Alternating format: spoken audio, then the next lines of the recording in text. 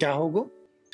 बाबा, मैं चाहता हूँ कि मैया की स्वमता क्रिस्टल फ्रेम की वर्षा मुझ पे सरते ऐसे होते रहे। वो तो होती रहेगी लल्ला। अपने लल्ला के लिए किसी मैया का प्रेम कभी कम हो सकता है भला? नंदराज, वो मथुरा से एक दूत आयो है महाराज कंस का राजपत्र लेके।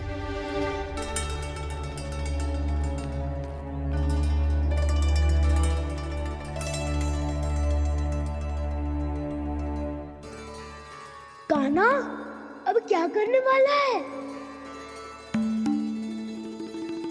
तेरे बाबा कहाँ गए? हाँ? कंस मामा का खेल आरंभ हो गया है, पर मैया वो सब सुनेगी तो व्यर्थ चिंतित हो जाएगी। बस थोड़ा बाहर गया मैया, कछु खा रही से। बाहर इस समय? मैया, क्या होगा? मैया देखो ना, पीठ पे कछु हो रहा है। मेरा हाथ ना पकड़ो, आप करो ना। दिखा। यहाँ? क्षमा करना मैया, पर अभी बाबा को ही संभालने दो ये सब। कहिए, क्या संदेश लाए हैं आप? नहीं नंदराज, नहीं। महाराज कंस का आदेश है कि ये संदेश सभी गांव वालों के साथ ही पढ़ा जाए। ठीक है, मैं गांव वालों के सामने पढ़ दूंगा, पर मुझे तो दीजिए पढ़ने के लिए। महाराज की आज्ञा का पालन करना आपके लिए भी आवश्यक है नंदराज। सभी गांव वासियों की सभा बुलाइए। बंसी, सभी गांव वालों की सभा बुलाओ। राजपत्र में ऐसा क्या संदेश भेजो है कंस ने? अब मेरे पत्र को पढ़कर सब भौचक के रह जाएंगे। और वो कृष्ण, उस कृष्ण के पांव के नीचे से तो भूमि खिसक जाएगी, आकाश फट पड़ेगा, बिजलियां गिर जाएंगी। प्राप्ति, ओ प्राप्ति, कंस का पत्र। स्वयं को बहुत अधिक शक्तिशाली समझता है ना वो। अब देखता हूं कैसे वो इस महासंकट का सामना करता है। वो कृष्ण, वो अपनी मृत्यु स्वयं चुनेगा या मृत्यु की वेदी पर चढ़ा देगा। प्रिय वृंदावन वासियों को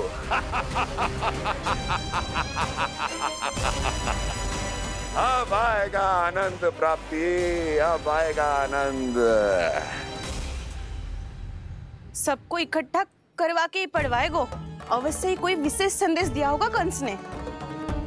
मैं भी यही सोच रही हूँ सुलक्षणा जीजी, कछु ना कछु तो विशेष है, पर जे हो क्या सकता है? हाँ, बात तो सही है। ऐसा क्या हो सकता है? सभी गांव वासियों के सामने कहा जाए, कछु तो विशेष अवश्य लग रहा है। बाहर तक कोलाहल क्यों हो रहा है? मैया, मैया, अब क्या होगा? मैया देखो ना, सर पे कछु हो रहा है। लल्ला, नारायण ने तुझे हाथ दिए हैं ना? पीठ की बात अन्य थी। अपने सिर की सेवा स्वयं कर। सर पे तो हाथ पहुंच रहा है ना?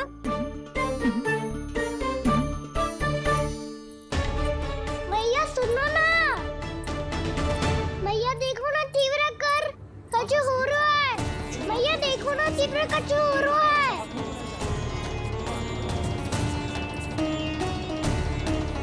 सब लोग आ चुके हैं, अपना संदेश सुनाइए आप।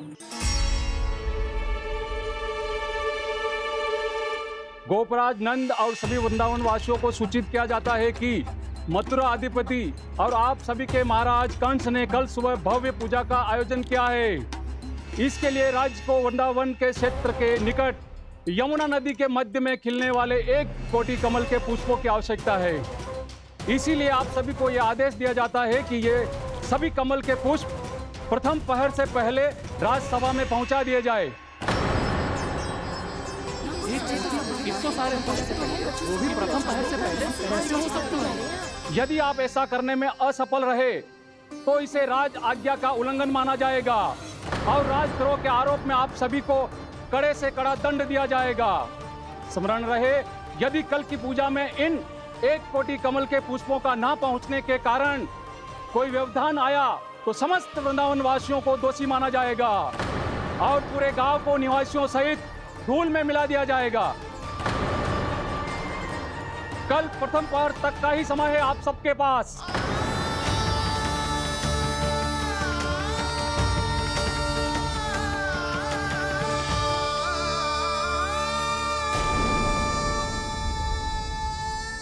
कमल पुष्प, वो भी कल प्रथम प्रहर में?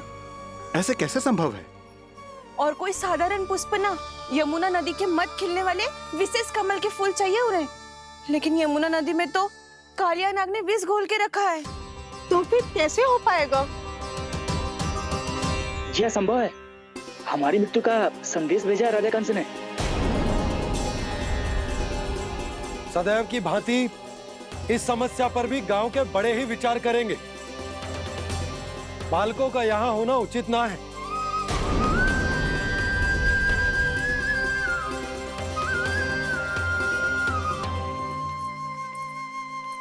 लल्ला, ले जे गेंद ले, जा अपने सखाओं के साथ खेल।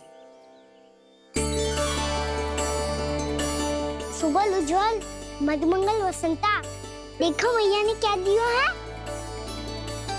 चलो खेले, बहुत आनंद आएगा आज।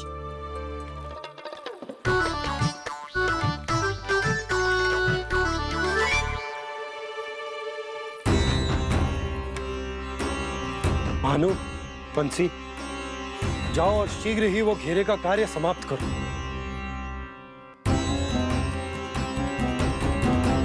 पर कछु ना कछु तो करना पड़ेगा ना। पर हम कर ही क्या सकते हैं? पुष्प लाने को और कोई उपाय है भी तो ना। मैं चला जाऊंगा जमुना जी में। वैसे भी मेरे जीवन के कितने दिन शेष बचे हैं। गांव के लिए, समाज के लिए कुछ करके मरूं, तभी तो शांति मिलेगी। ना काका, यदि आप उस विषैले जल में छलांग लगा भी दोगे, किंतु 1 कोटि कमल पुष्प एकत्रित कर पाना आपके लिए संभव ना है। इससे अच्छा है कि मैं चला जाऊं। यदि मैं मर भी गया तो मेरे पीछे रोने वाला कोई ना है। किसी को कहीं जाने की आवश्यकता ना है। गोप नरेश होने के नाते ये मेरा कर्तव्य है कि मैं आप सबकी रक्षा करूं। नंदराज, आपको जाना है तो जाओ। हरिया, काका, भैया सब चले जाओ। लेकिन आपको पता है वहाँ का जल कितना विषैला है। आप लोग एक क्षण भी जीवित नहीं रह पाओगे। फिर कैसे इकट्ठा करेंगे 1 कोटि कमल पुष्प? आप बात तो सही कह रही हैं शांति। उस दुष्ट कंस ने ऐसी मांग रख के हम सबको फंसा दी हो। हम में से कोई भी क्यों ना चला जाए और इस संकट का समाधान ना निकले हो। कान्हा, बताना कौन सा खेल खेलें? गेंद पकड़ खेलते हैं।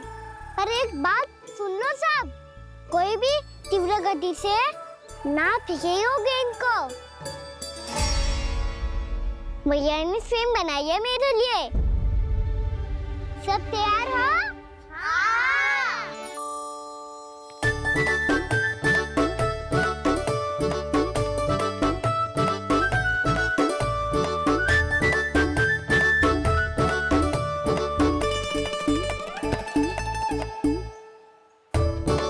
मुझे दो।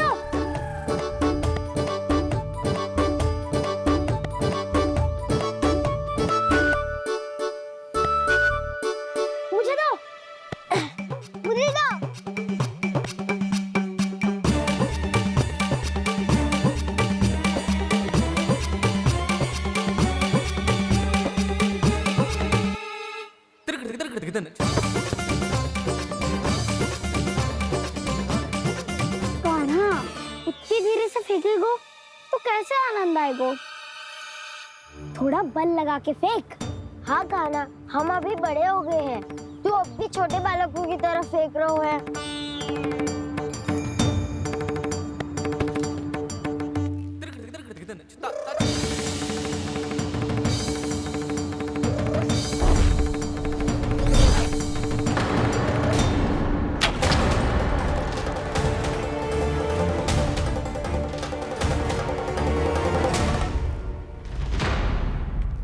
दीदी जी क्या करो कान्हा? गेंद तो डूब गई।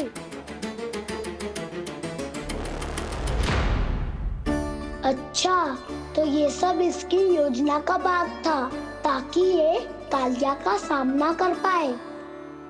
तुम सबने तो कही थी तीव्र गति से देखो सिखवा दी ना मेरी गेम मुझसे नदी में। अब मुझे जाके लानी पड़ेगी। रुक जा काना। जे क्या बोल रहे हो काना? इसमें तो बहुत संकट है। कोई भी संकट मेरी मैया का उपहार खोने से बड़ा ना है। बहुत प्रेम से बना के उन्होंने दी थी।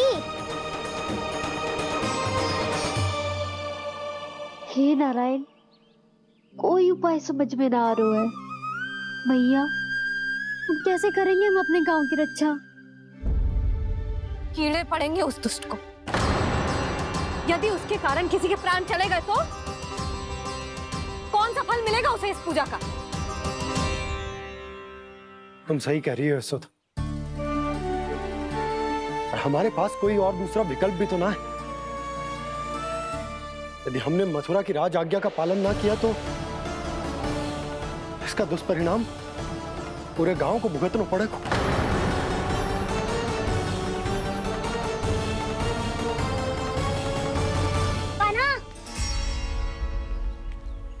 तुम्हें पता है कि तू भगवान है, दिव्य है, बहुत शक्ति है तुझमें।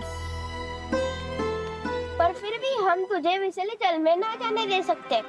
कुछ होगा तो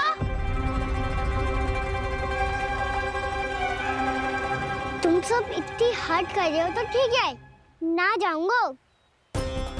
गेंद कहाँ गिरी है, कितनी दूर गई है, ये तो देख लूं, ताकि उसे बाहर निकालने का कोई उपाय ढूंढ पाऊं।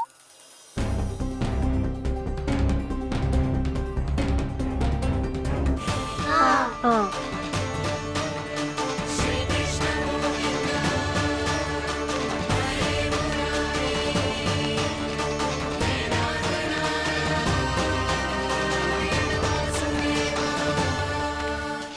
कान्हा की ये लीला तो समझ ही नहीं आ रही। पहले इसने देवश्री नारद को मथुरा जाकर कंस को भड़काने के लिए कहा, फिर स्वयं ही दुखी भी हो गया कि अब इसका रहस्य सबके सामने खुल जाएगा। और अब भी स्वयं ही तो इसने कहा था कि गेंद बहुत महत्वपूर्ण है, फिर स्वयं ही उसे नदी के विषैले जल में फेंक दिया।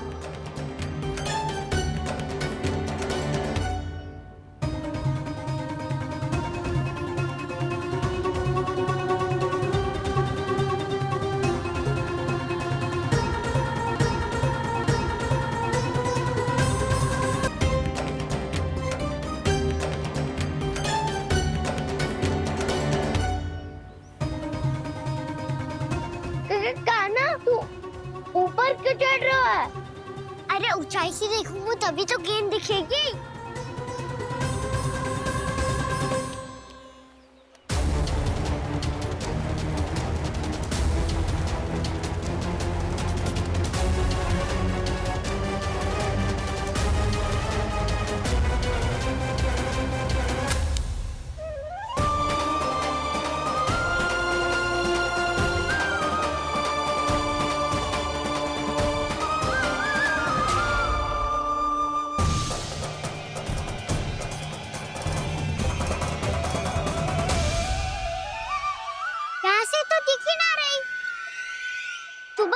से फेंकी थी ना? ना वहाँ से फेंकी थी। कहाँ से? नहीं कहना वहाँ से। समझ ना आ रहा, ठीक बताना कहाँ से फेंकी थी?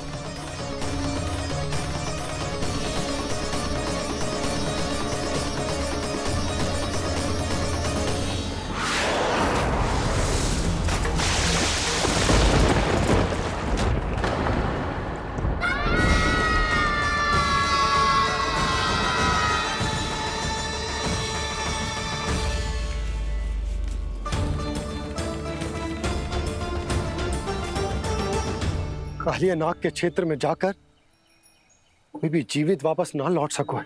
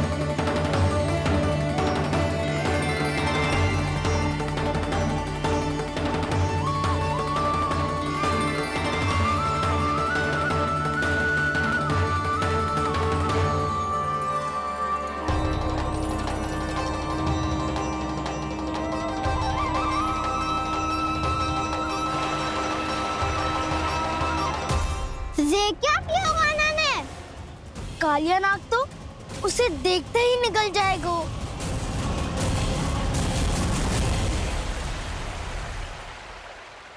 तो आरंभ से अब तक सब कुछ उसकी लीला का ही भाग था।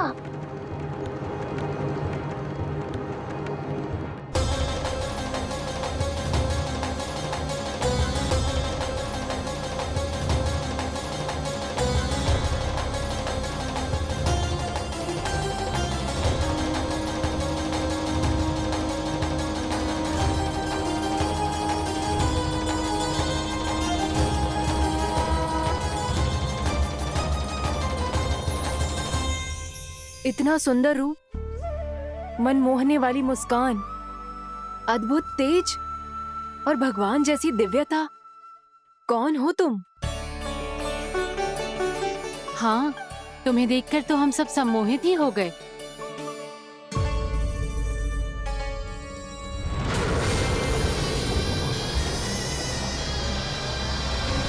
तुम जो भी हो बालक, वापस लौट जाओ। हमारा हृदय तुम्हें ही देखते रहना चाहता है, किंतु यदि हमारे पति जाग गए तो तुम्हें अवश्य हानि पहुंचाएंगे। ये बहुत विषैले है बालक, कालकोट जैसे भयानक। इनके विष से तुम नहीं बच सकोगे। नंदराज, कालिया नाग के विष का प्रभाव बढ़ते ही जा रहा है। पहले 8 कोस तक उसके विष का प्रभाव था, अब तो 1 योजन से अधिक क्षेत्र में फैलो है। जल पीने के प्रयास से अनेक पशु मारे गए हैं और नदी के निकट के वृक्ष और वनस्पति सब नष्ट होने लगे।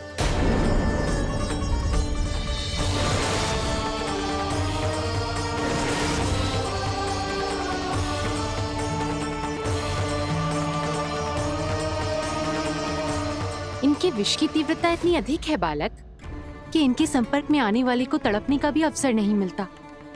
इनके विष की अग्नि क्षण भर से भी कम समय में प्राण वायु को जलाकर राख कर देती है।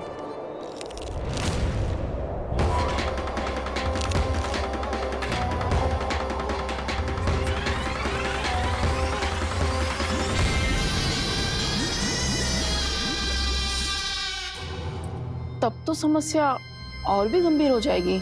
मैंने तो सुनो है कि कालिया नाग कम से कम 2 योजन लंबा है, सैकड़ों फन है उसके।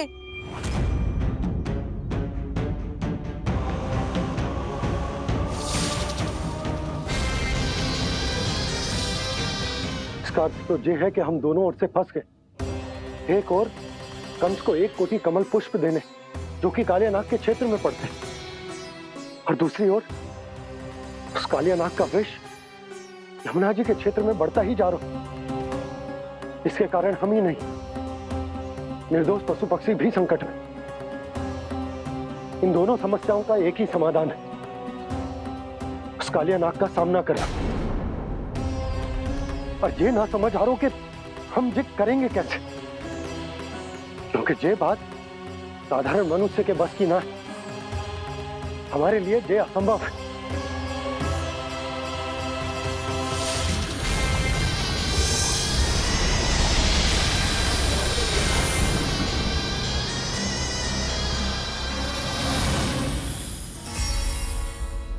अब तो तुमने अपनी आंखों से भी देख लिया बालक, ये कितने विषैले हैं। नींद में भी विष उगलते हैं। इससे पहले कि तुम्हें कुछ हो जाए, चले जाओ यहाँ से, मान लो हमारी बात। आप सब मुझे जानती भी नहीं और फिर भी मेरी इतनी चिंता कर रही हैं आप। माँ की ममता भेदभाव नहीं जानती। तुम भी किसी के पुत्र हो और हम सब भी माँ हैं। एक माँ को हर बालक में अपनी ही संतान दिखाई देती है, इसलिए हम तुमसे विनती करते हैं, वापस चले जाओ, बचा लो अपने प्राण। मेरी चिंता मत कीजिए, मुझे कुछ नहीं होगा। होगा, अनर्थ होगा यदि ये उठ गए तो।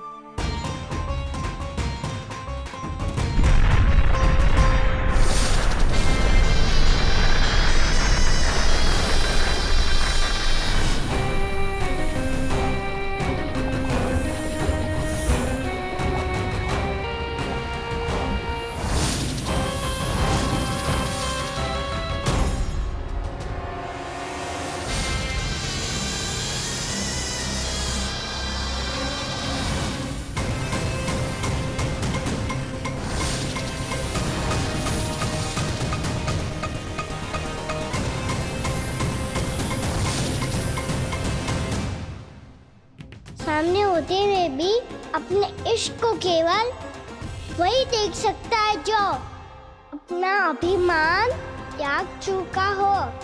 पर पूर्व जन्म में मेरा भक्त होने के नाते मेरा सत्य स्वरूप देख पाने में मुझे इसकी सहायता करनी चाहिए।